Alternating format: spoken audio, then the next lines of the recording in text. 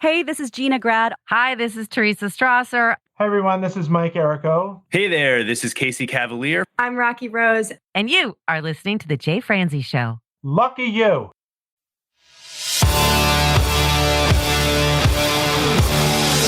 Welcome to The Jay Franzi Show, a behind-the-curtain look at the entertainment industry with insights you can't pay for and stories you've never heard.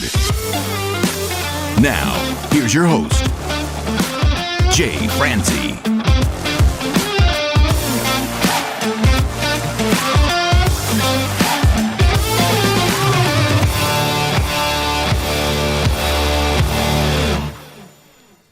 Well, hello, and welcome to the show.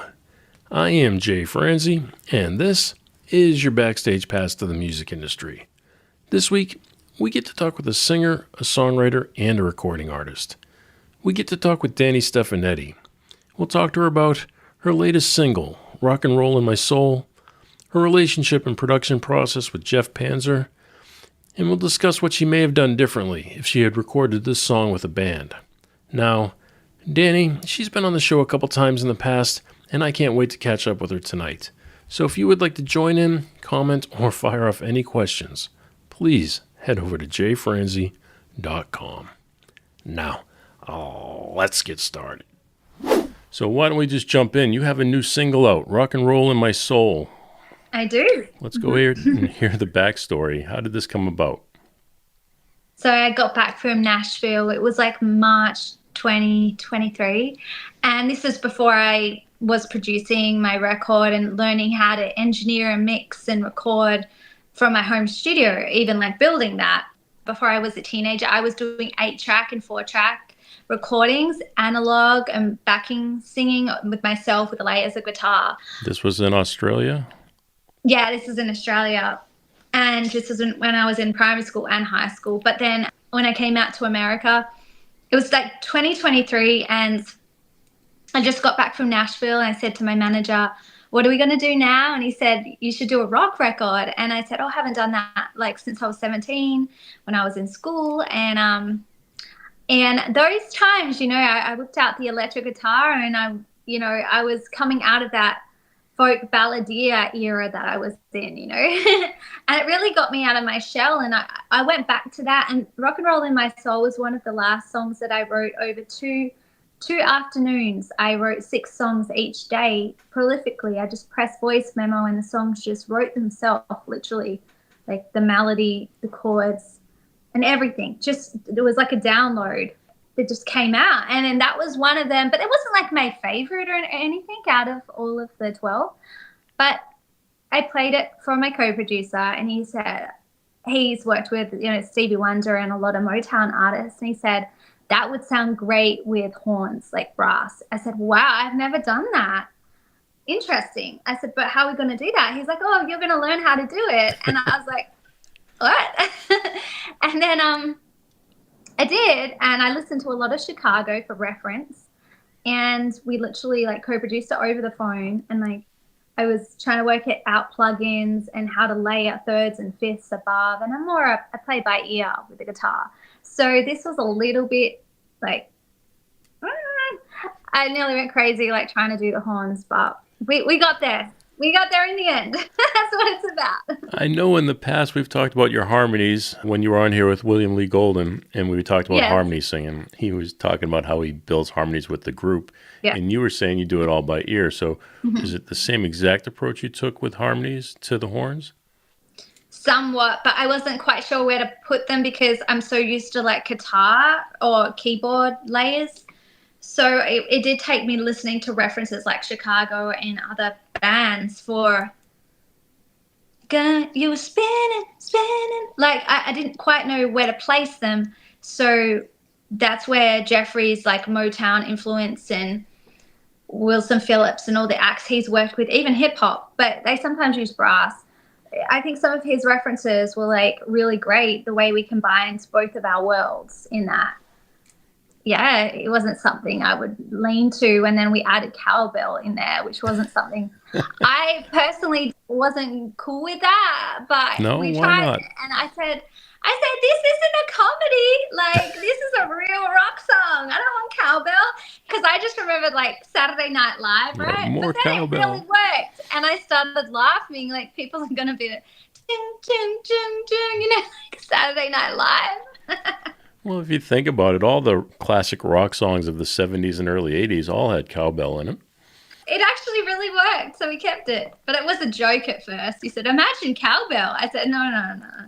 Come on, try it. That's awesome. Again, I mean, the songs from the 70s and 80s all had cowbell in them, so I can understand it, and because it kind of has that throwback feel. I said I was going to wait a minute to kind of give you my opinion. Yeah, I want to But hear your opinion. it has an old school feel to it with a modern twist. So if you think back, like you mentioned Chicago, and it does kind of have a Chicago feel. It kind of has that, 70s to 80s rock feel, that late 70s, early 80s rock feel, which is my favorite time of music by far. Yeah. So to hear this was very cool, but it, like you mentioned, that modern twist really does a difference. So do you have anything specific that you do that kind of lends to that modern feel? Well, a lot of my riffs, my influences are, Stevie Ray Vaughan with the guitar, but then modern, like I study guitar players like John Mayer, who makes those bluesy riffs quite pop. So I do like bringing in pop and jazz into my rock riffs too. So I do like to keep the guitar sound even a little bit modern, and the reverbs are like more of a, I don't know, I like kept them very airy, like Mayer would, I guess. And that PRS just sounds amazing too. You play a PRS, which is a more modern guitar. Exactly. Do you feel like that lends a lot to your sound? Is it kind of a signature of yours? It could be, yeah, for sure. I don't use heavy delays or anything like that. I keep it quite airy and floaty, and I think because my vocals are like, younger, and I think that could make it modern as well. It's just my vocal styling, perhaps. Yeah. Yeah, no, absolutely. But let's go back. You said co-producer, so that means you're producing the song yourself with Jeffrey. Yes. Jeffrey Panzer. So can you kind of explain that dynamic, that working relationship that the two of you have? Yeah, so he's managing me, and we did this Danny's Diamond record together. He was over the phone, so we weren't in the same room, but I was studying tutorials for a long time, trying to work out how to record and get my, I basically started this with very little gear, a microphone, an interface, a new laptop, and a TV dinner stand with my cup of tea. I didn't even record this album with a keyboard MIDI. I didn't even have the keyboard yet. I had to use the keyboard of my laptop to do a lot of the strings and the horns and things. I just used what I had, literally. So are you programming letters to match notes? I had to just go on my ear, because now that I have a MIDI that shows me, when you do a C chord and you have right, and Ds and all that, you know where you are, like a guitar. But with the notes from the keyboard MIDI on the laptop, that you don't even know what note you're pressing. So I literally had to just remember. It took a little bit longer, trust me. I wouldn't recommend it. But sometimes you just have to use what you have at the time and just go with it and not let anything stop you. And that's why I feel like just completing this album and using what we had at the time kind of made it even more so rewarding, because we could have stopped at so many levels of the project. I mean, when I had written the album in the 2 days, I was nearly just going to work out a budget, hire session players, and then figure out a studio. And then I was like, well, gee, this is turning into something. I don't know, do I want to do a whole album? I'm not on a label. And then one thing led to another, me just having to work it out with what I had. Well, I love that you say that. Yeah. I do. I love that you say that you use the tools that you had.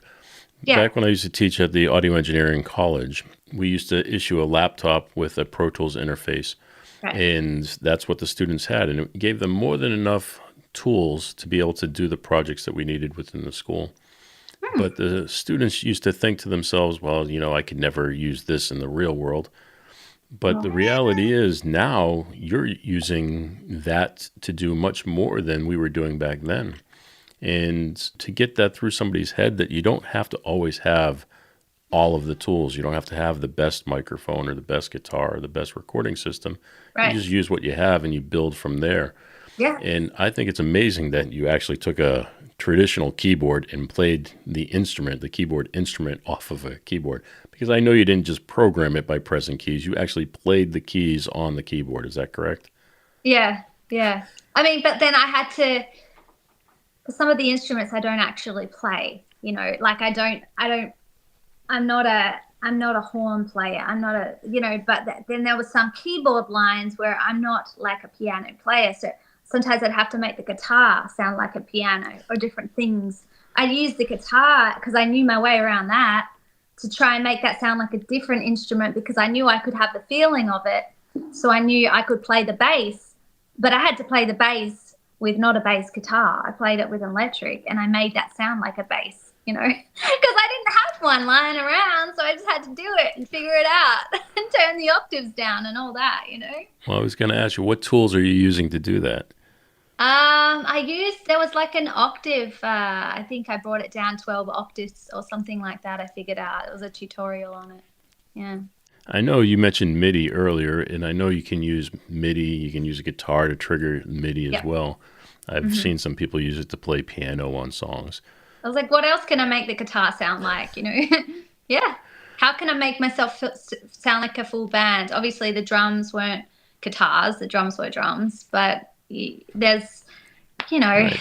amazing templates and you can loop things. And it's amazing technology these days. Tools are absolutely fantastic these days. So you're recording this song at your place on your laptop. So let's get back to that relationship between you and Jeffrey. How does that work when he's listening over the phone? Yeah, sometimes we had to use FaceTime or over the phone.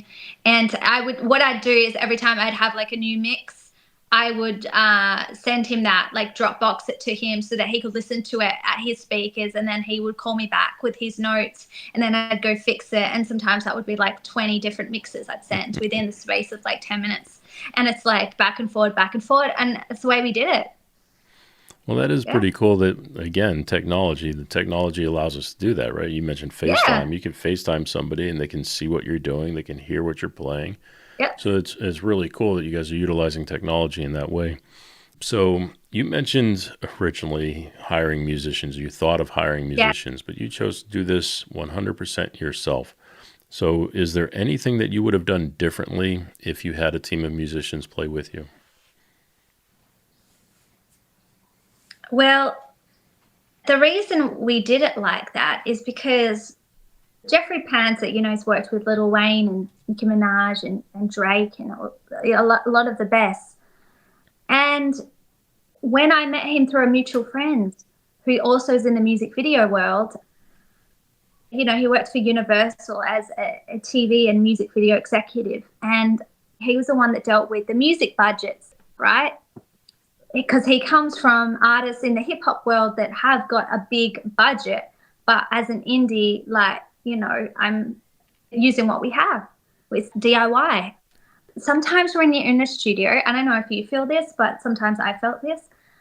When you're paying for something and you've got like 6 hours in the studio and people are waiting on you and you just wrote the song, you've got a little bit of pressure on you to nail that thing. Whereas we didn't have that pressure when we were just taking our time, like having fun with it.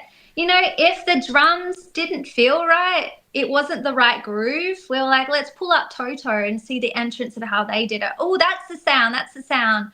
Whereas sometimes when you're in a studio, like you've got that pressure of like, there's a manager, there's an agent, there's a label waiting for you to finish something in 5 hours or 1 hour. And it doesn't have that feeling like we took our time to really find, let's scrap that whole 2 hours we spent and start again, because that's not the right tempo, right. But when you've already started something with session players, you got to get it right. And if you don't start it right, sometimes it's just not, it doesn't have the vibe. And that's why I actually prefer to do it this way. and then maybe take it to like a drummer and like he could play over the top of it. But like I like the fact next time I would even do it the same and even do it as a demo maybe first and then bring in a bass player to basically copy what I've done but amplify it. Sure. That was what I was thinking.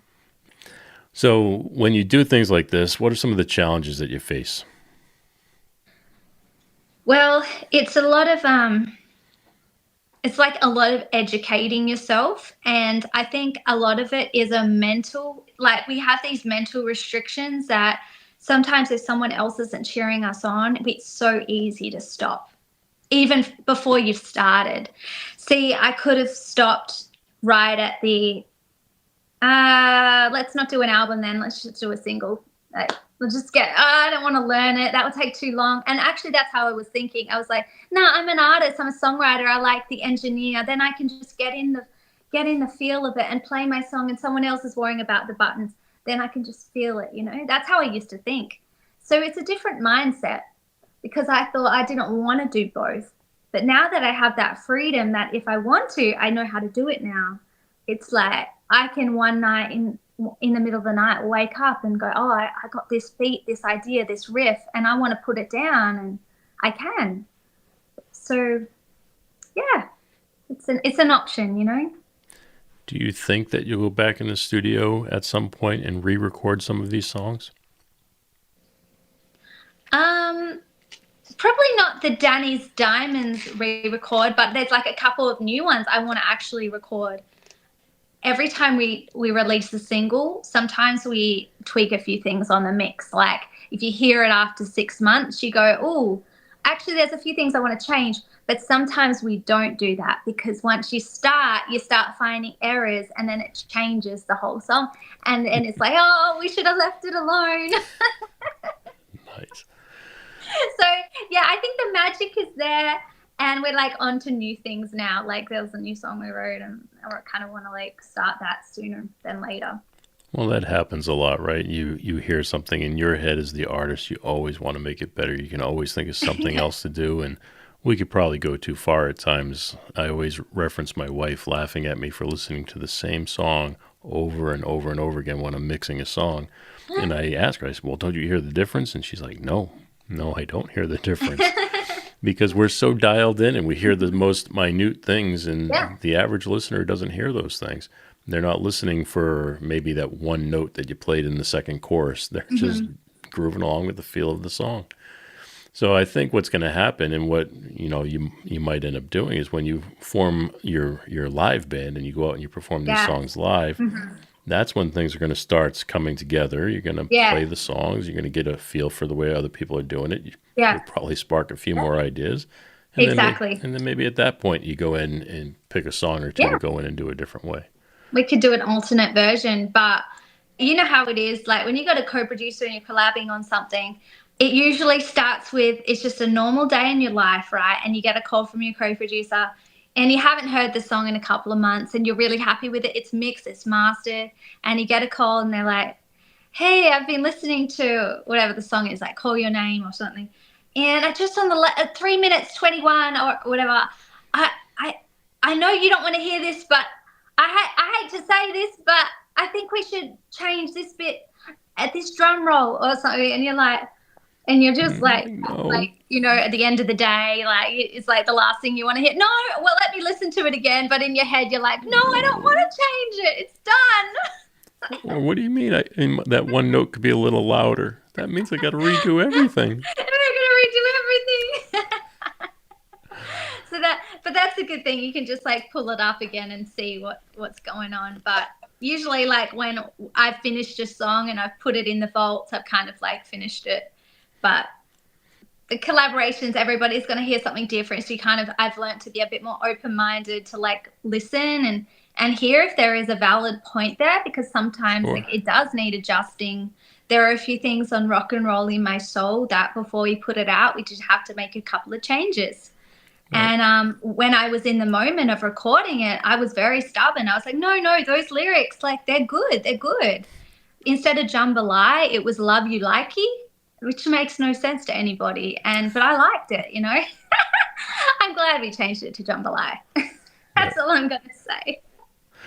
Well, now that the song's been out for a couple of days, I mean, what's the reaction been? It's been great. The music video, people really loving it. I've had some really nice messages, and we're releasing it on my birthday, the actual audio. And it's one of those songs, like, it's at the end of the show. It's the last song I sing because it's the most, like, uplifting and driving song. I feel like you're on the back of a motorbike or something on a date and you're just, like, driving. It's that kind of song. That's pretty cool. Speaking of imagery, you know, you put a video together. Can you tell us about the video? Yeah. So it was a fun video. So I was out there in New Kuiper Performing Arts Centre opening for Mark Farner of Grand Funk Railroad, and he's a real rocker. So I rehearsed an hour set, the big stage. We had sound techs, we had the whole thing.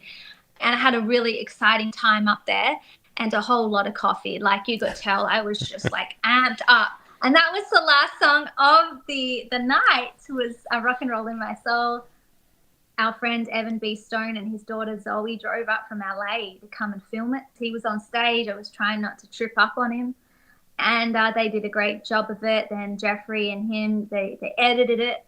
They used their creative direction to put all beautiful elements of horns and drums and different imagery in there. And I loved what Jeff created and when Evan was editing it, and they spent some time to really make that beautiful. And I was just blown away with what I saw. Well, that's a good point. Jeffrey's not only a co-producer when it comes to your audio, but he's also helping you produce these videos. Oh, yeah. He's executive producing the videos, and that's what he, his career is known for, the music videos that he's created. His videos have got billions of views, and he's working with a little artist like me, that gets a couple of thousand views. So I'm very lucky to have him. I'm lucky to have him doing my videos and creative direction, like with these beautiful imagery, and very lucky. A big thanks to Danni for taking the time to share stories with us, and thank you for taking the time to hang with me here. I really do appreciate it. If you know anyone that would enjoy hearing Danni's story, please be sure to pass this along. You can do that and find the links to everything mentioned over at jfrancie.com/episode 99. Thanks again for listening, and I'll see you next week. Thanks for listening to The Jay Francie Show. Make sure you visit us at jfrancie.com. Follow, connect, and say hello.